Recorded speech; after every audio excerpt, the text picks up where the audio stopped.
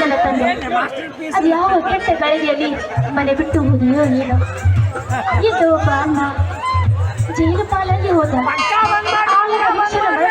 ನನ್ನ ತಂದೆ ಈಗ ಎಲ್ಲಿ ಹೋದರೋ ಏನು ಒಂದೂ ಗೊತ್ತಿಲ್ಲ. ನೋಡಪ್ಪ, ದುರಾರ್ಥದಲ್ಲಿ ಒದ್ದಾಡುತ್ತಿರುವ ಈ ನಿನ್ನ ಮಗಳನ್ನು ಕನಸಿನಾದರೂ ಬಂದು ಕಾಪಾಡು ತಂದೆ, ಕಾಪಾಡಿ.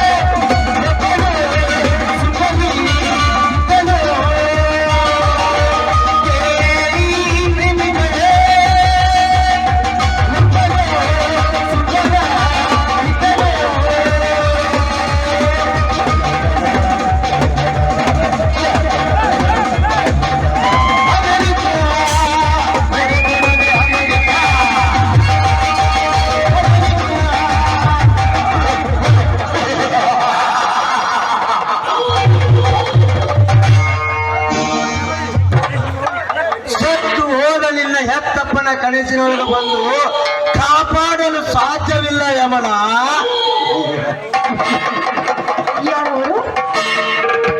ಭಯಪಡಬೇಡ, ಬೇರೆ ಯಾರು ಅಲ್ಲ, ರುದ್ರೇಗೌಡನ ಮಿಲ್ ಮ್ಯಾನೇಜರ್ ನಾಗರಾಜ.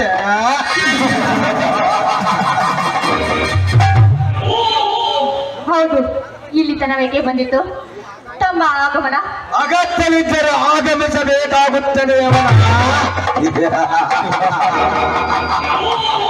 ಚಿತ್ರಲೇಖನದಂತೆ ವಿಚಿತ್ರವಾಗಿ ಕತ್ತಲೆಯಲ್ಲಿ ಬಿದ್ದು ಸಾಯುತ್ತಿರುವ ನಿನ್ನ ಬಣ್ಣದ ಬದುಕನ್ನು ಮಣ್ಣಿನಿಂದ ನಿರ್ಮಿಸಲು ಬಂದಿರುವ ಯಮನ.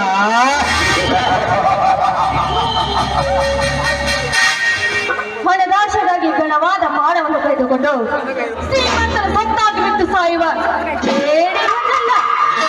ಈ ಯಮನ ಮಿಸ್ಟರ್ ನಾಗರಾಜ್. ಆಕಾಶ ಭೂಮಿ ಎಷ್ಟೇ ಅಂತರವಿದ್ದರೂ ಆಕಾಶ ಹೊದಿಕೆ ಮಾಡಿ ಭೂಮಿ ಹಾಸಿಗೆ ಮಾಡಿ ಲವಲವಿಕೆಯಿಂದ ಜೀವನ ಸಾಗಿಸುತ್ತೇನೆ ವಿನಃ ನಿಮ್ಮಂತವರ ಕುತಂತ್ರದ ಯಂತ್ರಕ್ಕೆ ಯಮನ. ಶಕ್ತಿಯ ಸಂಕಲ್ಪಕ್ಕೆ ಒಳಗಾಗಿ ನಿನ್ನ ಭವಿಷ್ಯವನ್ನು ಬರಲಾಗಿಸಿಕೊಂಡು ಈ ಬ್ರಹ್ಮಾಂಡದ ಬುರಡೆಯನ್ನು ಮೂರ್ತಿಯಲ್ಲಿ ಇಡುವ ಈ ಚಲುವ ನಾಗರಾಜನ ಸತಿಯಾಗಿ ಕಿಟ್ಟಿಯಲ್ಲಿ ಬಿದ್ದ ನಿನ್ನ ಸಂಸಾರವನ್ನು ಒಬ್ಬರಿಗೆ ಮೇಲೆ ತಂದುಕೊಂಡು ನಿನ್ನ ಸತಿ ಸ್ಥಾನವನ್ನು ತಿರಸ್ಕರಿಸಿ ನಿನ್ನ ಛಲವನ್ನು ಮುಂದುವರಿಸಿ ಬೇರೆ ಗಂಡನಾದರೆ ಅಂತ ನನ್ನ ಕೈಯಲ್ಲಿ ರಂಡ್ಯಾಗದು ಖಂಡಿತ. ಬಂಡಗೆಟ್ಟ ಗಂಡ ಮನಸ್ಸಿಲ್ಲದ ಹೆಣ್ಣನ್ನು ಒತ್ತಾಯಿಸಿ ಮದುವೆ ಆಗೋಣಂತ ಹೇಳ್ತಾ ಇದ್ದೀರಾ? ನೀನೊಬ್ಬ ಹೇಗೆ ಗಂಡಸು?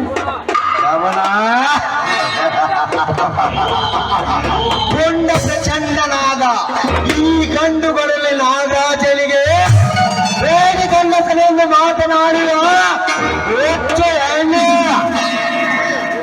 ಕಂಡ ಹೆಣ್ಣಿನ ಶೀಲವನ್ನು ಉಂಡು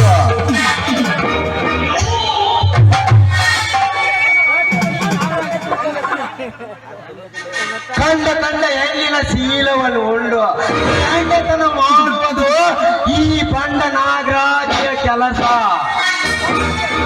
ಸಂಪಿಗಂತಿರುವ ನಿನ್ನ ಶೀಲಕ್ಕೆ ಕೈ ಹಾಕಿ ಗಂಡೆ ಹಣ್ಣಿನಂತೆ ನಿನ್ನ ತುಟಿಗೆ ಮುತ್ತಿಟ್ಟು ಹಂಬಲ ತೀರಿಸಿಕೊಳ್ಳದೆ ಬಿಡಲಾರೆ.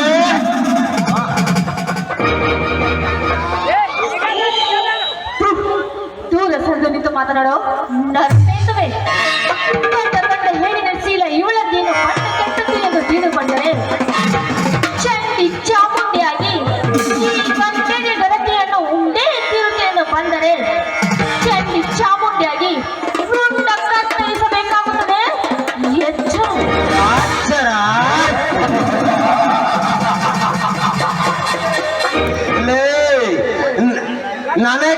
ಅಕ್ಷರ ಹೇಳುವ ಹುಚ್ಚು ಚಂದ್ರನ ಮಗಳೇ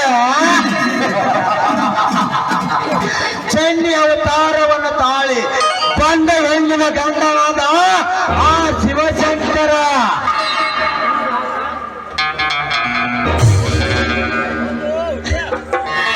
ಈ ನಾಗರಾಜ್ ಶಿವಶಂಕರನ ಕೊರಳಿಗೆ ಮುತ್ತಿಗೆ ಹಾಕಿ ಮೆಚ್ಚಿಕೊಂಡಿರುವ ಈ ನಾಗರಾಜ್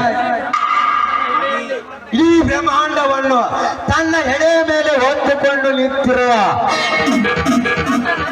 ನಿನ್ನಂತ ನರಕದ ನಾಯಿ ಜಾತಿ ಹೆಣ್ಣಿಗೆ ಸ್ಥಾನ ಕೊಟ್ಟವನು ಈ ನಾಗರಾಜ್ ಅಂದಾಗ ಆ ಲಿಂಗನಿಗೆ ಕೊಟ್ಟು ಈ ರಾಜಕುಮಾರನನ್ನು ಆಲಿಸಿದರೆ ಕಣ್ಣನ ಕೈ ಹಿಡಿದು ಗಣತಿಯಾಗಿ ಬಾಳುವುದು ಈ ಪ್ರಪಂಚದಲ್ಲಿ. ಪ್ರಪಂಚದ ಪರಮಾತ್ಮವನ್ನು ಅರೆದ ಬೇರೆದ ಹೆಣ್ಣಿಗೆ ನಿನ್ನಂತವನ ತತ್ವೋಪದೇಶ ಬೇಕಾಗಿಲ್ಲ. ಹೆಣ್ಣು ತಾ ಬಯಸಿದ ಗಂಡನ್ನು ಕೈ ಹಿಡಿದು ಜಗಕ್ಕೆ ನಿಮ್ಮಂತ ಕಾಮುಕರ ಶ್ರೀಮಂತರ ಸೆಳೆತಕ್ಕೆ ಸಿಕ್ಕು ಮಣ್ಣಾಗುವುದು. ಹೆಚ್ಚಿಗೆ ಬಾಯಿ ಬಿಚ್ಚದೆ ಸುಮ್ಮನೆ ಹೊರಟೋಗು. ಹೊರಟು ಹೋಗಲು ಬಂದಿಲ್ಲ ಯಮನ. ಕೆಟ್ಟವಾದ್ದರಿಂದ ಕಾಡಿನಲ್ಲಿ ಉಟ್ಟ ಬಟ್ಟೆಯನ್ನು ಬಿಸಾಕಿ ಯಾರು ಉಟ್ಟದ ನಿನ್ನ ಸೌಂದರ್ಯದ ಮಡಕೆಯನ್ನು ಒಡೆದು ಚುನಾಯಿಸಲು ಬಂದಿರುವ ಯಮನ. ಅದು ಮಾತ್ರ ಸಾಧ್ಯವಿಲ್ಲವೆಂದು ತಿಳಿದುಕೋ. ಸಾಧ್ಯವಿಲ್ಲದಿದ್ದರೆ ಕತ್ತಿಗೆ ಗುದ್ದು ಸೇವೆ ನಿನ್ನ ಸೌಂದರ್ಯದ ಸರಿಲವನ್ನು ಯಮನ. ಕಾಲ ಯಮರಾಯನ ಬೆನ್ನಿಗೆ ಕಟ್ಟಿಕೊಂಡು ನನ್ನೊಂದಿಗೆ ವಾಯುರಥ ಸಾಧಿಸಲು ತಿರವಲ್ಲ. ಸುಮ್ಮನೆ ಒಪ್ಪಿಕೋ ಈ ರಾಜಕುಮಾರನನ್ನು. ಎಲ್ಲವಾದರೆ ಓ ಮನ್ಮಥ, ಮೊದಲು ನಿನ್ನ ಪ್ರಪಂಚದ ಧ್ಯಾನವನ್ನು ಅರ್ಥ ಮಾಡಿಕೊ. ಆಮೇಲೆ ನನ್ನನ್ನು ಮಂದಿರಕ್ಕೆ ಕೊಂಡೊಯ್ಯುವಂತೆ.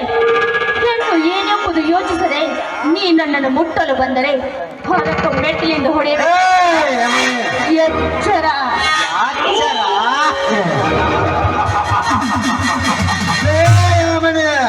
ನನಗೆ ಎಚ್ಚರ ಹೇಳುವ ಹುಚ್ಚು ಚಂದ್ರನ ಮಗಳೇ,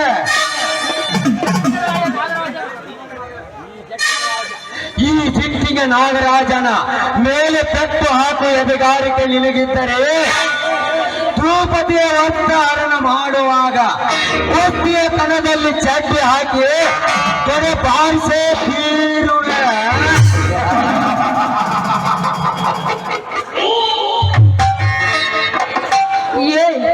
ನಾಯಿ ಹಾಗೆ ಕೂಗಾಡಿ ಬಿಕ್ಕುತ್ತಿರುವೆ. ನೋಡು, ದ್ರೌಪದಿಯನ್ನು ವಸ್ತ್ರಾಭರಣ ಮಾಡಲು ಬಂದ ದುಶ್ಯಾಸನ ಸ್ಥಿತಿ ಏನಾಯಿತು? ಸೀತೆಯನ್ನು ಜಿಂಕೆಯ ವೇಷದಲ್ಲಿ ಬಂದು ಹೊತ್ತೊಯ್ದ ಆ ರಾವಣ ಸ್ಥಿತಿ ಏನಾಯಿತು? ಅದರಂತೆ ನೀನೇನಾದರೂ ನನ್ನನ್ನು ವಸ್ತ್ರಾಭರಣ ಮಾಡಲು ಬಂದರೆ ನಿನ್ನ ಸ್ಥಿತಿ ಏನಾಗುವುದು ಎಂಬುದು ಕೂಡ ತಿಳಿದುಕೋ.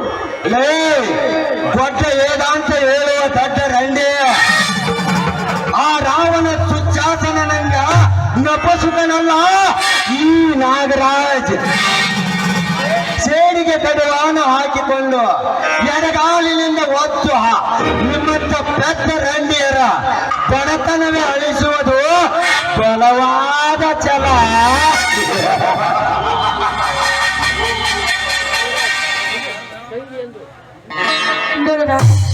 ನನ್ನನ್ನು ತಂಗಿಯಲ್ಲಿ ಬಿಟ್ಟು ಬಿಡು.